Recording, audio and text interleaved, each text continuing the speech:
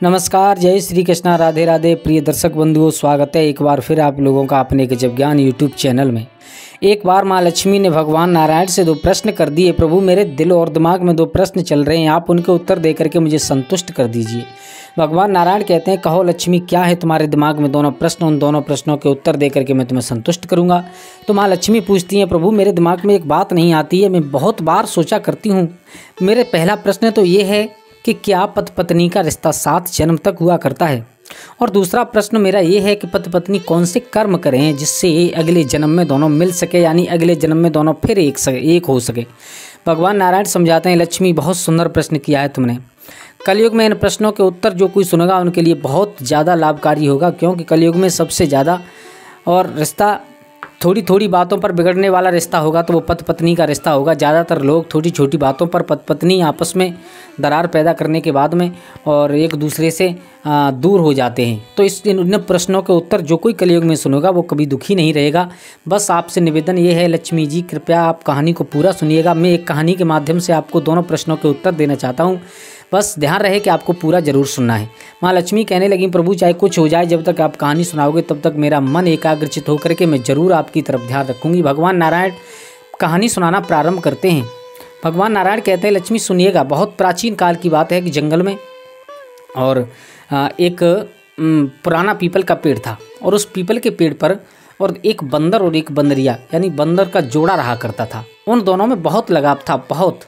भगवान नारायण कहानी प्रारंभ करते हैं दोस्तों, सुनाते हैं। उससे पहले आप लोगों से निवेदन है कि अगर आप हमारे गजब ज्ञान यूट्यूब चैनल पर नए दर्शक मेहमान बंधु बनकर के आए हैं तो प्लीज़ हमारे चैनल को सब्सक्राइब करें और कमेंट बॉक्स में एक बार जय माँ लक्ष्मी जरूर लिखिएगा, अपने दोस्तों के साथ शेयर कीजिएगा।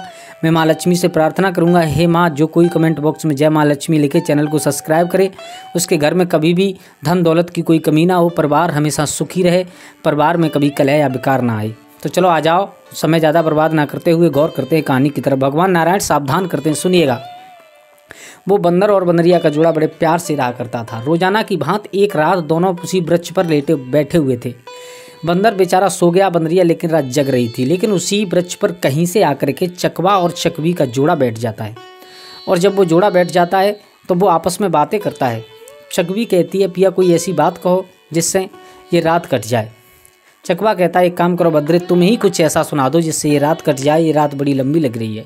चकवी कहने लगी, मैं ज़्यादा तो कुछ नहीं कहना चाहती, केवल एक छोटी सी बात कहना चाहती हूँ। वो चकवी कह रही है और उधर बंदर सो रहा है, वो बंदरिया जाग रही है। तो उसने कहा कि अभी ऐसी शुभ घड़ी मिली है, इस वक्त कई हजार वर्षों बाद ऐसी शुभ घड़ी मिली है कि ये जो पीपल का पेड़ है जिस पर हम और आप बैठे हुए हैं, इसके नीचे अगर ये ताल है, अगर इसमें कोई इस समय कूद करके स्नान कर ले, कोई भी जीव, तो वो इंसान बन जाएगा। अगर कोई सुन रहा हो तो उसके लिए ये बहुत शुभ घड़ी है। मेरे भैया बंदरिया जग रही थी, बंदर सो रहा था, उसने सब कुछ बातें ये सुन ली। तो बंदरिया ने अपने पति को, बंदर को जगाना चाहा, लेकिन वो मोदू नहीं जग पाए। और जब बार बार जगाया तो क्रोध में आकर के उन्होंने लात मार दी है। लात के धक्के से वो पेड़ से एकदम कूद करके जैसे ही उस ताल में गिरी, जैसे ही उस तालाब में कूदी है, कूद करके जैसे ही डूब करके ऊपर बाहर निकली तो एक बहुत सुंदर 12 वर्ष की कन्या बन चुकी है। मेरे भैया कहने के मुताबिक वो लड़की बन गई, वो बेचारी बंदर रह गई। सुबह हो गया, अब वो उसमें से ताल में से निकल करके, शरीर पर वस्त्र नहीं थे, उसी पीपल की जो पुराना पेड़ था जिस पर रहते थे उसी के नीचे एक खो थी, उसमें जा करके बैठ गई। अब सुबह हुआ, जैसे ही बंदर जगा उसने देखा, बोले मेरी पत्नी नहीं है। चारों तरफ ढूंढा, लेकिन जब कहीं पर पत्नी नहीं मिली है तो आज बहुत रोया है। रोने के बाद उसी खो के पास में आकर के बैठा हुआ रो रहा है। तो वो लड़की निकल कर के आई है उसमें से, और निकल कर के आई, बंदर एकदम डर गया, डर करके पेड़ पर चढ़ गया। उस लड़की ने कहा है, महाराज आप मुझसे डरो ना, मैं आपकी पत्नी हूँ। क्या? बोले हाँ।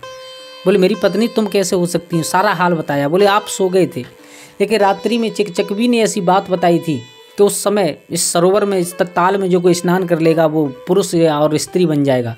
तो मैं तो स्त्री बन चुकी हूँ, अब आप रह चुके हो। अब तो बंदर एकदम से पेड़ से कूद करके ताल में गिरा, ताल में कूदा, डूबा, नहाया, निकल आया, लेकिन हुआ कुछ नहीं, क्योंकि वो शुभ घड़ी निकल चुकी थी, वो संयोग निकल चुका था। अब बहुत कोशिश करता है लेकिन कुछ नहीं होता। अब क्या करता है, वो बेचारी निर्वस्त्र थी, उसके शरीर पर कपड़े नहीं थे, सुंदर बहुत बन गई थी, 12 साल की कन्या थी। भगवान नारायण समझाते हैं, लक्ष्मी ध्यान देकर के सुनना, अब मैं तुम्हें बताने के लिए जा रहा हूँ। अब वो बंदर जंगल में जाता है, जंगल में जा कर के और फल बीन करके लाता है, जिससे अपनी पत्नी का, यानी वो लड़की बन गई थी तो पत्नी, लेकिन लड़की बन गई, तो उसका गुजारा चलता है। धीरे धीरे समय निकलता जा रहा है। अब जब 1-2 मास का समय निकल गया, निर्वस्त्र लड़की उस खो में रहती है, बंदर पेड़ पर रहता है, अपनी पत्नी की रखवाली करता है, भोजन की व्यवस्था करता है, फल फूल बीन करके लाता है, उसे पत्नी खा करके जिंदा रह रही है। अब एक दिन की बात कि वहीं पर एक राजा था, यानी उसी जंगल के पास में एक नगर था, उसका एक राजा था। वो अपने घोड़ा पर सवार होकर के जंगल में शिकार खेलने के लिए गया, और जब जंगल में शिकार खेलने के लिए गया तो उसी पेड़ के नीचे से निकला बंदर चला गया था फल लेने के लिए अपनी पत्नी के लिए। और जब उस पेड़ के नीचे से निकला तो उसने देखा कि खो में एक बहुत सुंदर राजकुमारी बैठी है। वो राजा का लड़का राजकुमार देखता रह गया, आंखें फटी की फटी रह गई। उसने विचार किया अब इसे तो अपने साथ लेकर के चले, इसे तो पत्नी बनाए। अब उसने विचार किया, उसने इशारा दिया, बोले बाहर निकल कर गया। उसने कहा महाराज मैं नहीं आ सकती। क्यों नहीं आ सकती? बोले मैं नहीं आ सकती, मैं निर्वस्त्र हूँ। तब तक उसने अपना कोड़ा जमीन पर डाल दिया है और कहा कि तुम नहीं आ सकती हो, लेकिन आपको एक काम करना पड़ेगा। द्वारे पर अतिथि आता है तो उसका सत्कार किया जाता है। दूसरी बात, हम एक राजा हैं। तीसरी बात यह है कि मेरा कोड़ा ज़मीन पर गिर पड़ा है, आप इसे उठा करके मुझे दे दीजिए। उस लड़की ने कहा महाराज मैं नहीं आ सकती, कितनी बार आपसे कहूँ मैं निर्वस्त्र हूँ। तो उस राजा ने अपना पीताम्बर फेंक दिया है कि इसे ओढ़ लो, इसे पहन लो, इसे पहन करके बाहर आओ और हमें उठा करके हमारा कोड़ा दे दीजिएगा। वो बंदर वहाँ पर था नहीं मेरे भैया। जैसे ही वो लड़की बेचारी निकल करके आई, उसी समय उसने हाथ में झटका मार करके घोड़े पर बिठा करके नगर की तरफ लेकर के चला गया। अब नगर की तरफ लेकर के चला गया। अब वो बंदर लौट करके आया, चारों तरफ देखा, जब पत्नी कहीं नहीं देखी तो बहुत रोया, इतना रोया कि अब तो 2-4 दिन निकल गए, लेकिन उससे कोई चुप करने वाला नहीं था, पागल जैसा हो गया है। उधर जब वो राजा अपने घर पहुंचता है तो घर जा कर के गाँव वालों, नगर वालों ने देखा कि हमारे राजा नई महारानी लेकर के आए, बहुत सुंदर महारानी है देखने में, और नई नवेली दुल्हन लेकर के आए हैं। तो उन्होंने, जब राजा ने जा कर के अपने महल में बिठाया, महल में बिठाने के बाद कहा एक काम कीजिए, आप हमसे शादी कर लीजिए, हम आपको इसी कारण लेकर के आए और हम आपसे ही विवाह करना चाहते हैं। अब उसने कहा महाराज मैं किसी की पत्नी हूँ। कैसे? बोले सारा हाल बताया है।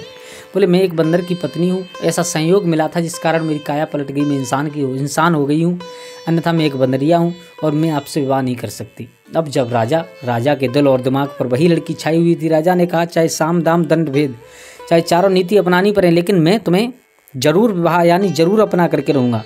तो उस लड़की ने कहा एक काम कीजिए, आप 12 साल के लिए मेरे पिता बन करके रहिएगा, 12 साल बाद अगर मैं आपके यहाँ पर रहूँ तो फिर आप मुझसे शादी कर लेना।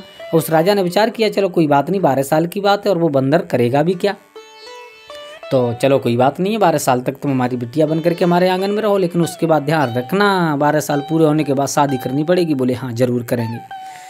अब क्या था, धीरे धीरे समय निकलता हुआ चला जा रहा है मेरे भैया। अब वो बेचारा बंदर तो इधर बैठा हुआ है अब पत्नी की याद में, लेकिन करे भी तो करे क्या, जब याद आती है ताल में कूदता है लेकिन कुछ नहीं होता है। उधर उस लड़की ने दिमाग लगाया, उस लड़की ने विचार किया, पूरे नगर में ये कहलवा दिया कि मैं बंदरों का तमाशा देखना चाहती हूँ, मुझे बंदरों का खेल बहुत पसंद है।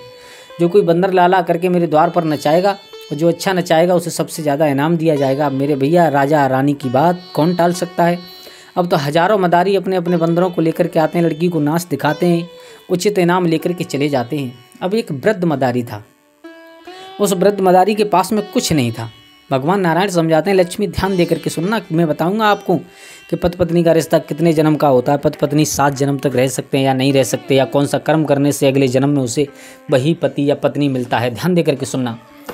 लक्ष्मी कहने लगी कहो प्रभु सुनाओ। भगवान नारायण ने कहानी प्रारंभ की है। जब वो उस वृद्ध मदारी के पास में बंदर नहीं था तो उसने विचार किया चलो जंगल में चलते हैं और एक बंदर पकड़ करके लाते हैं, शायद आजीविका थोड़ी बहुत चलती रहे।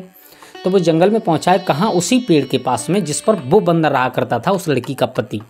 अब वो अपनी पत्नी की याद में बंदर सुस्त बैठा है, जैसे ही थोड़े थोड़े रोटी डालता रहा, रोटी डालते डालते पास में बुलाता रहा, एकदम से दाब लिया है, पकड़ करके हाथ में पकड़ करके गले में रस्सी बांध दी है और हाथ में डंडा लेकर के उसे नचा रहा है। लेकिन वो बेचारे नाच ना जाने, तब तो इधर से मारता है इधर कूदते हैं, इधर से मारता है इधर कूद करके गिर जाते हैं। अब उस बंदर को लेकर के और वो वृद्ध मदारी उसी राजकुमारी के आंगन में जाता है। जब राजकुमारी के आंगन में पहुंचा तो राजकुमारी निकल करके आई, बोले आप तो बहुत दिन बाद आए हो। बोले हाँ महारानी हमारे पास बंदर नहीं था, इसे हम आज ही पकड़ करके लाए हैं। लड़की ने देखा, समझ गई, बोले ये वही है, क्योंकि जब मदारी मारता है तो इधर से कूद करके इधर गिर जाते हैं, लेकिन इधर से कूद करके इधर गिर जाते हैं, लेकिन न तो नाचना आ रहा है ना कुछ आ रहा है। अब उसने कहा मदारी से, भैया आप जितनी चाहो उतनी कीमत ले लो, लेकिन इस बंदर को मुझे दे दो। क्या? बोले हाँ। बोले महारानी ये मेरी रोजी है, आजीविका है, इसी से मेरा पेट पलता है, मेरे बच्चों का पालन होता है। उसने मनमानी कीमत दे करके और उस लड़की ने उस बंदर को खरीद लिया। अब खरीद करके अपने आंगन में, हालांकि लड़की थी और वो बंदर था, लेकिन हालांकि था उसका पति, उसने पहचान लिया। अब वो बंदर भी समझ गया, बोले यही मेरी पत्नी है। अब करे तो करे क्या, जाए तो जाए कहाँ, बंधन में है। अब धीरे धीरे समय निकलता जा रहा है। अब वो लड़की क्या करती है कि उससे बड़ा लगाव रखती है, बड़ा प्यार करती है उससे। इतना प्यार करती है कि पहले उसे नहलाती है, नहलाने के बाद में भोजन कराती है, उसके बाद में खुद स्नान ध्यान करने के बाद में भोजन करती है। इतना प्यार था दोनों में। भगवान नारायण समझाते हैं, लक्ष्मी ध्यान देकर के सुनना, धीरे धीरे समय निकलता जा रहा है। एक दिन की बात, उसके राजा के घर में परिवार भी था। तो जो राजा की बहन थी, उस बहन ने आकर के कहा है, एक काम कीजिएगा, आप इस बंदर का तमाशा अकेले अकेले रोजाना देखते हो, आज हमारे सामने नचाइएगा। वो लड़की कहने लगी, मैं इस बंदर को नहीं नचा सकती, ना ये नाचना जानता है, सिर्फ और सिर्फ मेरा इतना लगाव है कि मैं और इसके साथ ही रहना चाहती हूँ बस। वो लड़की समझ गई, जो राजा की बहन थी। उसने कहा, आप साफ साफ बताइए कहना क्या चाहती हो। तब उस राजकुमारी ने बताया है कि सुनिए, अब मैं आपको सच बताऊं तो ये बंदर नहीं बल्कि मेरा पति है। बोले कैसे? तो सारा हाल पिछला बताया कि ये हुआ था हमारे साथ। अब उस राजा की बहन जो थी उसको थोड़ा सा रहम आया।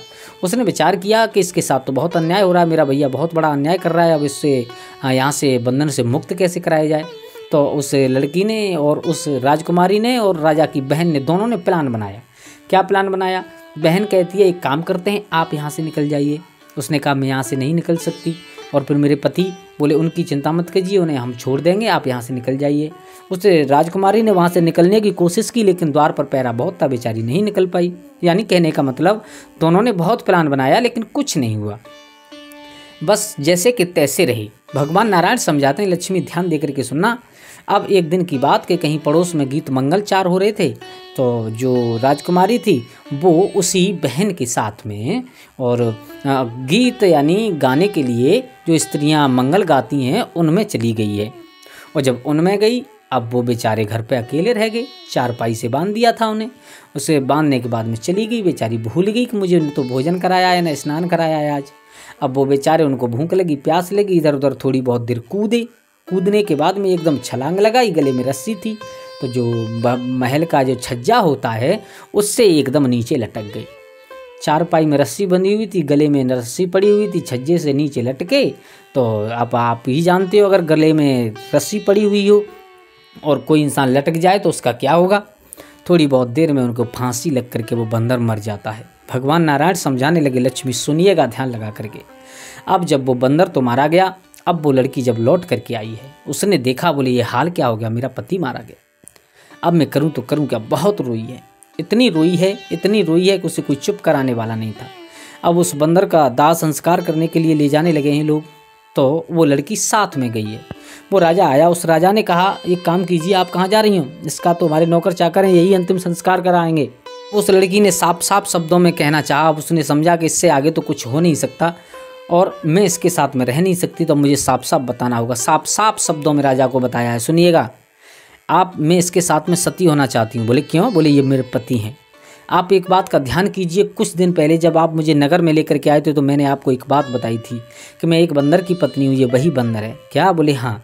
अगर तुमने मेरे शरीर से हाथ लगा दिया या मेरे साथ ज़बरदस्ती कुछ की तो मैं तुम्हें श्राप देकर के भस्म कर दूंगी। राजा बिल्कुल लाचार हो गया, राजा घबरा गया, शरीर से पसीना चलने लगा। अगर इसने श्राप लगा दिया तो पता नहीं क्या होगा, क्योंकि पतिव्रता स्त्रियों में इतनी बड़ी ताकत हुआ करती है दोस्तों कि अगर चाहे तो भगवान को भी झुकना पड़ता है पतिव्रता स्त्री के सामने। लेकिन हो पतिव्रता स्त्री तो पतिव्रता स्त्री हो तो। अब जब सब लोग नगर वाले उसे लेकर के चले हैं तो वो लड़की साथ में गई। उसने अपने शरीर को 16 श्रृंगार से सजाया और 16 श्रृंगार से सजाने के बाद में एक चिता बनाई। चिता बना करके और उस बंदर को अपनी गोद में लेकर के वो लड़की बैठ जाती है उस पर। अपने दोनों हाथ को रगड़ने के बाद में अग्नि प्रकट होती है। कहने का मतलब वो लड़की उस अपने पति यानी बंदर के साथ में सती हो जाती है। अब उन्हें अगला जन्म कौन सा बिना लक्ष्मी में आपको अब कल किसी और बहाने से कथा बताऊंगा। और ये 7 जन्म की कथा है कि ये दोनों 7 जन्मों तक आपस में रहे लेकिन मिल नहीं पाए। इसका क्या कारण था ये भी मैं आपको बताऊंगा। तो आपको एक बात बताते चले हम कि स्त्री कौन सा कर्म करे यानी अगर पतिव्रता स्त्री है, पति पत्नी में सच्चे मन से प्यार है, तो अगले जन्म में वो दोनों जरूर मिलते हैं। दूसरी बात, एक जन्म नहीं 7 जन्म तक मिलते हैं अगर दोनों में प्यार होता है, तो यही 7 जन्मों की कहानी है। अब कल हम किसी और कहानी के माध्यम से, किसी और चर्चा के माध्यम से आपको ज़रूर बताएंगे कि ये दोनों आगे चल कर के कौन बने और कैसे दोनों आपस में मिले और कैसे नहीं मिल पाए, क्योंकि इनको श्राप लगा हुआ था कि 7 जन्म तक तुम पति पत्नी बनोगे लेकिन कभी भी मिल नहीं पाओगे। तो ये है इनके एक जन्म की कथा। अब अगले जन्म में ये कौन बने, अगले भाग का इंतजार करें। अगर दोस्तों आप लोगों को कहानी अच्छी लगी हो, आप चाहते हैं कि अगले भाग में हम इसकी दूसरी कहानी बताएं, तो प्लीज़ कमेंट बॉक्स में ज़रूर बताइएगा। मैं आशा करता हूँ कहानी आपको अच्छी लगी होगी। तो आज के लिए बस इतना ही। कल फिर मिलते हैं किसी एक नई कहानी, एक नई चर्चा के साथ। तब तक के लिए सभी लोग आनंदित रहें, खुश रहें। जय श्री राधे, जय श्री राम।